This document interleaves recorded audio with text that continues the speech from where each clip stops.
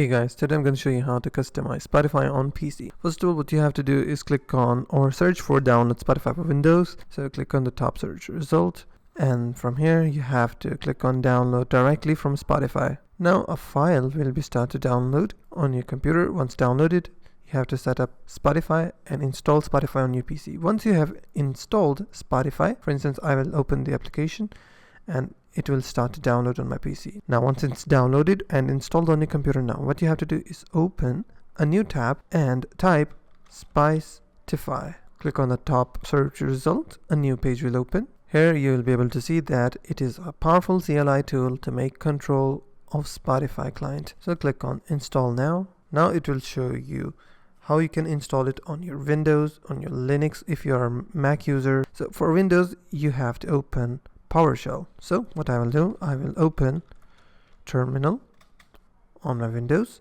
and you have to make sure when you search for terminal, you have to right click on the terminal and run as administrator. Click on it. Now once the PowerShell or the terminal has been opened, what you have to do is copy this code for PowerShell for Windows and paste it on your PowerShell and hit enter. And then do you want to abort the installation, you have to press N, and then the installation process will start to download with the help of your PowerShell or terminal on your PC. Click on N and hit enter. After Spicetify installation has been completed, the Spotify app will automatically open on your PC and you'll be able to see a new option called Marketplace on your Spotify.